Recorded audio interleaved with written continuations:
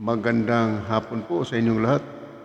Pag-usapan po natin ngayon ito pong matapos maudlot ang protesta kontra proklamasyon at ang CHR ay imbestigahan daw po ang sagupaan sa pagitan ng mga rallyista at pulis. Ayan po yung ating isa sa pag-usapan ngayon.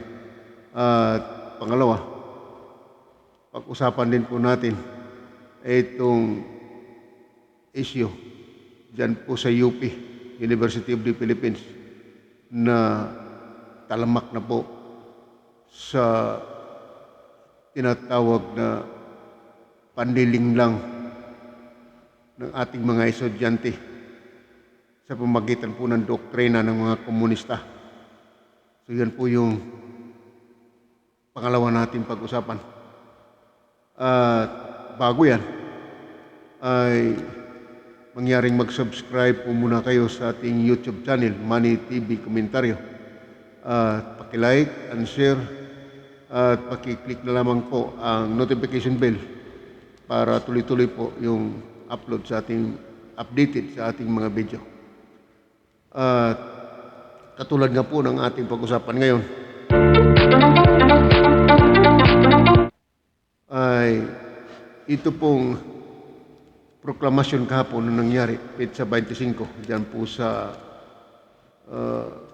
House of Representatives, Congress, ay marami pong mga estudyante na nagprotesta laban po sa proklamasyon at itong CHR, Commission on Human Rights, ay kaagad naman itong nagpahayag ng imbestigahan daw po ang pagitan ng mga realista, sagupaan ng mga realista at mga pulis. At dito mga kababayan, ay alam naman natin na mula pa noon ay ito pong CHR ay mabilis kumilos kapag ang mga estudyante ng mga aktivista ang kanilang nakikita na nakipagsagupaan sa pulis. Pero sa ibang mga dahilan, mga kababayan, kung ang pag-usapan ay patungkol po sa ibang mga nagrarally o mga nagaganap na pangyayari, ito pong CHR ay isa pa rin po itong bias sapagkat kung ang mga estudyante ng UP o saan man ng mga aktivista na nagrarally dyan sa kalsada at kahit itong mga komunista na mga rallyista ay kinakampihan po ito ng CHR. Yan po yung nagiging problema dyan. Pero kapag ang sundalo ay naambos o pulis napatay, pero ang CHR ay nagpabingi-bingian po yan. Yan po yung nangyayari. Itong nangyari kahapon, wala pang ang proklamasyon, ay dumating itong mga 300 siguro ng mga rallyista ito dyan po sa Commonwealth Avenue, ay hinarang na po kagad ng pulis ito. Sapagkat ang sadya po nila na sansalain nila yung proklamasyon na huwag maproklama si President-elect Bongbong Marcos at Inday Sara. Yan po yung talagang target nila doon. Pero dahil nga po sa pagbabantay ng mga kapulisan, ay naagapan po sila at hindi nakarating. So anong ibig sabihin sa mga rallyistang ito? Ay bakit pigilin nila itong proklamasyon ng Kongreso? Anong dahilan? Malinaw po yan na isa lang po ang adakyain ng mga yan. Ito po ay mga estudyante sa UP o saan-saan mang kolehiyo sa Metro Manila na nagsasanib-sanib puwersa upang huwag paupuin si Marcos. Yan po ay hindi na makatao at yan ay walang respeto sa 31 million na bumuto itong ating nanalong Pangulong si President Bongbong Marcos at Inday Sara. Yan po yan. Walang respeto at hindi nila kinikilala ang paggalang sa mga taong bayan na majority na bumuto o naghalal sa ating nanalong Pangulo at pangalawang Pangulo. Wala po silang pakialam niyan. Basta ang mabuti sa kanila, ayan lamang na ang mabuti sa kanila, yung kanilang ninanais. Dito po, sinabi dito sa reports, Pelpress po ito. Ito pong sinabi rito mga kababayan ay babasahin ko na lamang po sa inyo. Magsasagawa sana ng kilos protesta patungong Batasan Complex ang ilang grupo ng mga realista ngayong araw, Mayo 25, hapon po yan. Ugnay ng proklamasyon ng nanalong Pangulo at Vice Presidente na sina Ferdinand Bongbong Marcos at Sara Duterte. Subalit nabigo silang nakarating doon dahil sa barikada ng mga kapulisan na pinigilan ang kanilang pagpupumilit kaya nagkaroon ng matinding pag-awat sa mga ito. Napilitang gumamit ng mga tubig na di bomba mula sa ilang fire truck ng PNP upang pigilan ang mga realista sa tapat na lamang ng gusali ng kaya't sa tapat na lamang ng gusali ng Commission on Human Rights CHR sila nagsagawa ng kanilang programa. So yun po yung nangyari kahapon. Kung hindi sila napigilan, nabantayan ng pulis, tuloy-tuloy po yun doon sa Kongreso. Gusto nilang sansalain yung proklamasyon.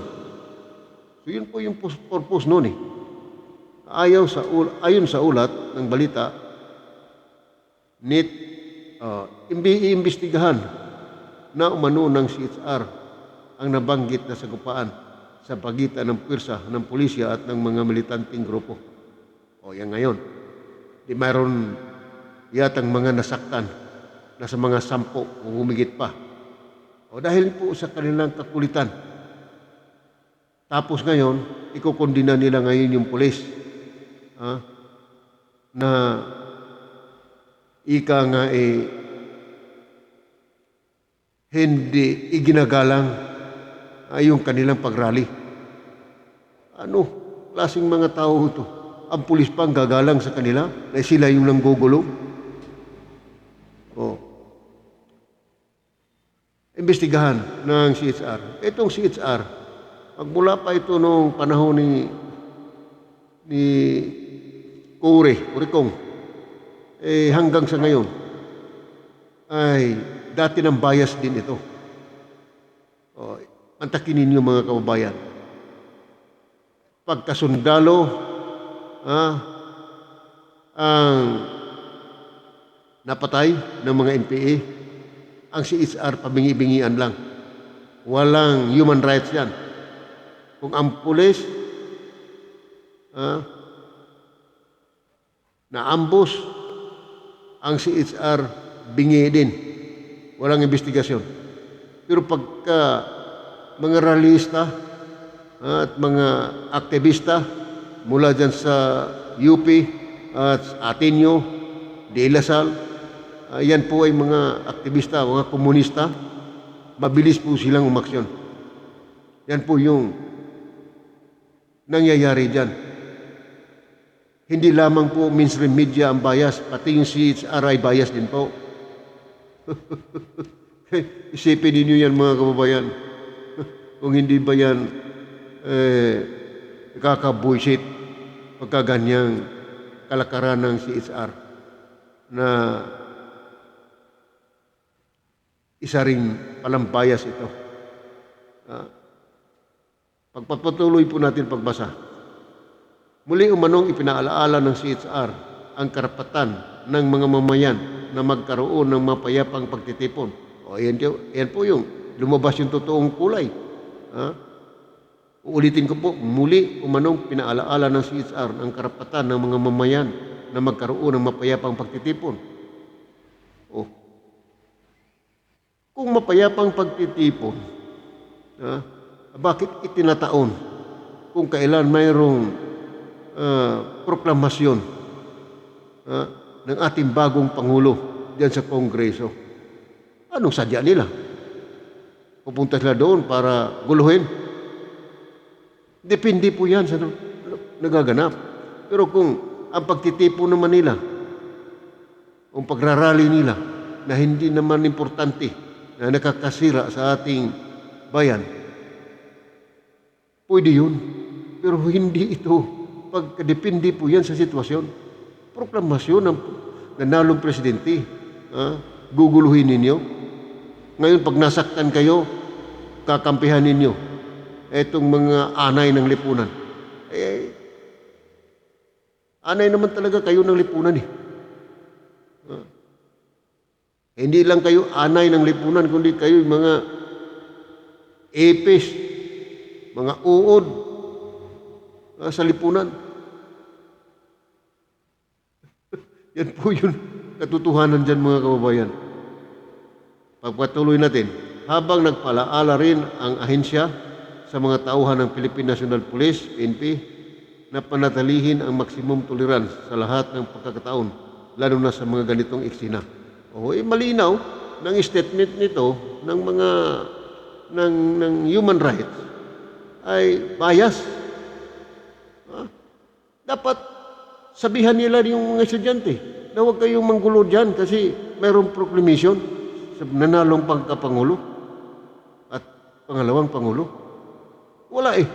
Puro one-sided ang statement eh.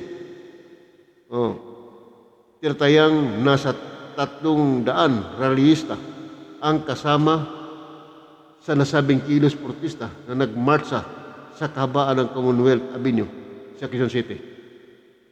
Biro mo, yung 300, marami yan. Obligasyon ng pulisya yan na hadlangan sila at babantayan ang proklamasyon. Tapos susugurin nila, may mga daladalang placard na hindi maganda ang sinasabi. Ano ibig sabihin yan? So yun po mga kababayan eh. Yan ang problema sa atin. Dapat itong gobyerno ay lagyan na po ng pangil yan, yung ganyang pagdemonstrasyon. Dapat bigyan ng warning itong mga estudyante ay itong mga eskwelahan dito sa Metro Manila na nagpa-participate ng mga ganyang pagkilos. Yan po yung mahalaga sa lahat. Itong UP, dapat nga po itong UP, isara na ito. Sana mayroong mga mambabatas dyan na sa administrasyong ito ay mag-file ng petition dyan po sa Congress o sa Senate na ipasara itong UP at magtayo o papalitan ng panibagong pangalan. Tanggalin lahat ng mga faculties dyan sapagkat yung mga faculties dyan, yan po yung mga mastermind dyan. Yan po yung nagtuturo ng ideolohiya ng pagkakomunismo. Kaya yung mga kabataan dyan na nag-aaral, pag-graduate ay sira ulo na. Matino noong nag-enroll, pero pagkatapos, imbes na nakatapos na sa eskwela o kaya hindi nakatapos sa pag-aral dyan sa UP o sa Ateneo man, magtataka ka na sa halip magtrabaho, nasa bundok ang opisina. Yan po mga kababayan eh. Nag-opisina sa bundok pagkatapos ng gumraduate ng Ateneo at saka UP. Hindi po ba kalukuhan yan? Sinong mastermind dyan. Ay di ba yung mga faculties dyan, yung mga teacher dyan sa UP at sa Ateneo, saan mang kolehiyo yan, dinodoktrinahan ng komunismo itong ating mga kabataan. Kaya tingnan mo, pagkatapos nagrarally, harangin ng pulis, kampihan pa ng human rights. Oh. Tapos kung masaktan, ikukundi na ngayon ng gobyerno.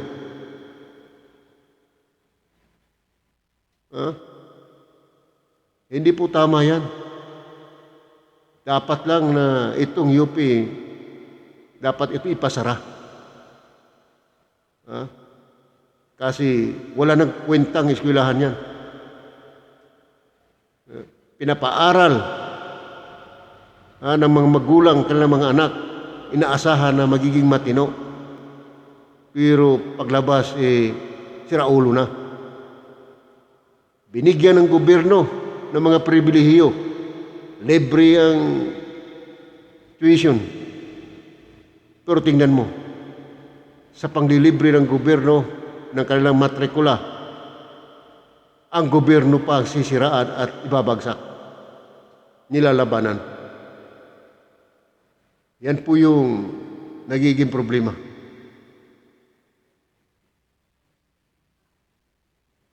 Dapat na ang UP, ang ating gobyerno, ay aksyonan nito. Napapanahon na, delikado itong magpatuloy itong katayuan ng UP na nagiging pinamumugaran sila ng mga komunista, ng mga ideolohiya dyan. Diyan nang galing ang produkto ng mga komunista. Kaya dapat ipasara ito. Palitan ng panibagong pangalan at tanggalin lahat ng mga professors dyan. Ito ngang si Professor Clarita Carlos dyan tinanggal sa listahan bilang, anong tawag noon? Tinanggal sa listahan siya at nakakalungkot kung kailan ay tumanda na siya sa pagtuturo dyan sa UP bilang professor, ay tinanggal lang siya ng mga kabataan, ng mga komunista, ng mga teachers dyan sa UP. Oh, isipin niyo yan? Nakakabuti ba yan? Hindi po. Kaya pag-usapan naman natin at itong nabanggit na rin po natin ito pong UP. Pakinggan po natin kasi mayroong mga last week, may mga banta dyan. Ang mga estudyante dyan sa UP, o hindi lamang sa UP, Ateneo, Di Lasal, yung mga tawagin nating mga anay sa lipunan na wala daw pong ika nga itong pasok o iboboykot daw po nila ang administrasyong Marcos. Wala daw pong pasok dyan sa UP o saan mang kolehiyo.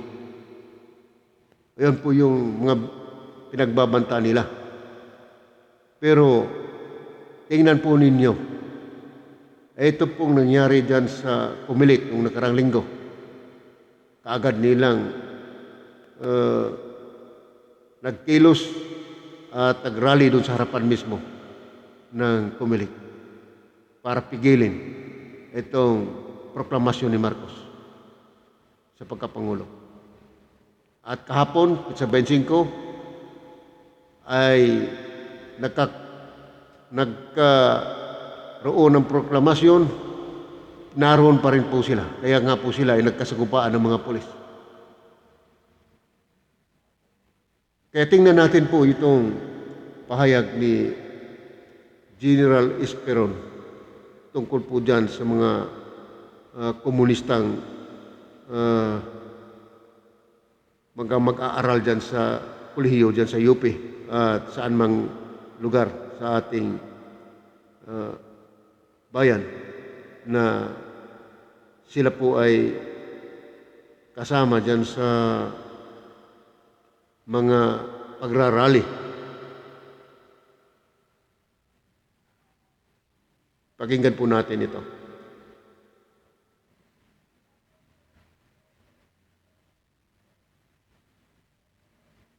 National Security Advisor Secretary Hermogenes Esperon sa panawagan ng mga militante sa University of the Philippines na mag-walk out ang mga estudyante sa kanilang klase laban sa probable Marcos presidency.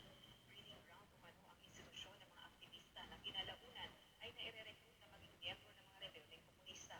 Mayroon din umano mga ganitong aktivista sa faculty ng Ateneo de Manila University at De La Salle University. Ngunit may babala ang opisyal na posibleng maging dahilan naman ang panawagang walkout ng massive recruitment ng Communist Party of the Philippines, National Democratic Front at New People's Army. Pakinggan natin ang pahayag ni Secretary Esperon. Yeah. What is worse now is that you are providing the Communist Party of the Philippines, the New People's Army, and the NDF renewed ranks of the students that may now become condemned in yourself.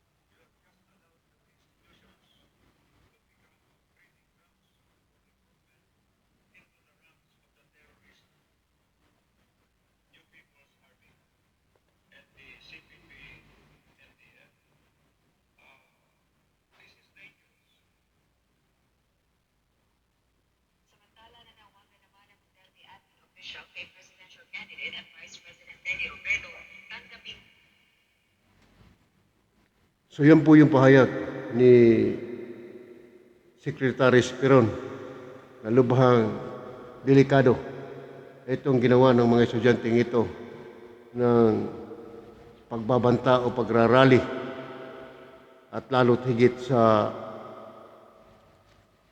recruitment at paborito sa recruitment ng mga CPP-NPA para po dyan sa mga estudyante, sa lalo na kung wala ng pasukan. Kaya tingnan po ninyo yung nangyayari na mga pagbabanta na ito. Marami ng panahon na nakalipas dyan sa UP. Ang recruitment dyan, nangyayari po yan sa mga panahon ng mga vacation at lalo ngayon na may banta sila na hindi wala silang pasok sa administrasyon ni Marcos. Aba, para ano pa? Kung ganyan man lang ang mangyayari, di dapat alisin na yung mga karapatan na nasa kanila ibinigay ng gobyerno. Katulad ng libreng edukasyon. Dapat alisin na yan. Ha? Dahil nga ang recruitment dyan po sa UP ay nag-umpisa yan. Ha? Naluluko nila, nabibrainwash nila yung mga kabataan dyan na nag-aaral. Kaya walang tama ang sinasabi ni Secretary Esperon na delikado ito at kung ito ay mapabayaan. Kaya itong UP ay isa ito sa nagbibigay ng produksyon dyan sa recruitment ng mga NPA. Kaya delikado po talaga itong kalagayan natin kung ang gobyerno hindi aaksyon dyan sa eskwelahan ng UP. Atin nyo at iba pa. Dapat yan ay bigyan ng aksyon ng gobyerno. At para nga lang po sa akin, opinion, ay dapat na isara itong UP. Kung gusto natin na matigil itong mga kalokohan dito. Hindi na po paaralan ng kabataan yan para sa ikatututo, para sa ikabubuti ng ating bayan. Natututo silang lumaban sa gobyerno. Mayroon pong ganon? Dilibre ang pag-aaral mo. Mga pribilehiyo sa gobyerno, binibigay lahat sa inyo. Para matuto kayo. Pero kabaliktaran po na nangyayari. Yung pagka-graduate niyan, o minsan nga yung iba, hindi makagraduate. Pero lalabanan ng gobyerno. Plus kampihan ng CHR, di tapos. Kaya ito pong CHR ay dapat ito, kung nga sa panahon ni Pangulong Ferdinand Edwin Marcos, wala namang CHR pa noon eh. Oh. Ngayon dumating lang CHR, may kakampi pang mga komunista. Yun yung sinasabi natin, pagka pulis at sundalo, largabyado, walang human rights. Kaya, delikado. Ito, tama yung pahayag ni G. Secretary Esperon. Delikado. Kaya sana ito susunod ng gobyerno, administrasyon, ay kung hindi man wala mang action dyan, maisara yung UP, dapat lagyan ng mga spies dyan at lagyan ng talagang mahigpit na pagbabantay yung UP. Pero para sa akin, ang opinion lang dyan, mas mabuti yung ipasara na lang yan. Para wala nang mga estudyanteng maluluko dyan. Yun yung problema dyan sa atin. Sapagkat itong gobyerno nagbibigay ng mabuting loob, pinagkalooban ng libre tuition. Pero sisirain ng gobyerno. Kaya dahil nga dyan sa mga anay sa lipunan. Anay dyan sa lipunan, hindi lamang anay, ay epes, langgam, na yan po yung nagsira sa ating bansa. At itong mga militanting grupo na kilusang mayuuno, ayan. Pero mas maigi na lang ngayon mga kababayan, dahil alam ninyo, dalawang party list lamang na makakomunista ang nakapasok, may nakalusot, yung kabataan, nakalusot yata yun eh. At saka yung isa. So dalawang party list lamang ang nakalusot. Pero yung iba, bayan muna, at saka yung mga iba pang mga party list ng mga komunista ay hindi nakalusot. Sana susunod na eleksyon, ito ating mga kababayan magiging aware na lahat at huwag na bumuto ng ganyang mga uring, mga party list na underground sa party list para sabihin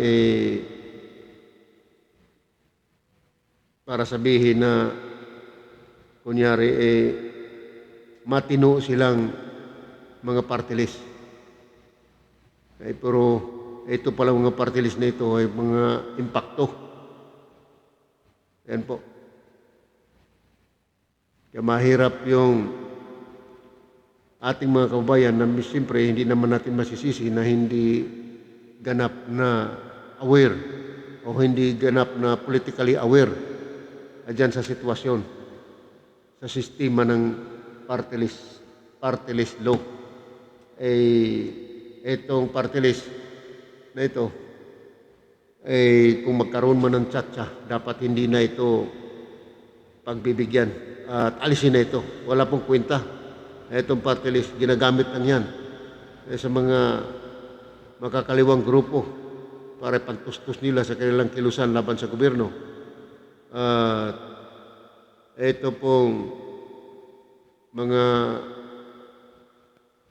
kababayan natin, siyempre hindi lahat yan na nakakuha ng balita na sa pagkakaalam na sila ay mga komunista pala. Pansamantala mga kababayan ay yan lang muna ang ating sasabihin hanggang sa susunod po na video. At marami po salamat sa inyong panonood at hanggang sa susunod po natin na video, magkita-kita tayo. God bless all.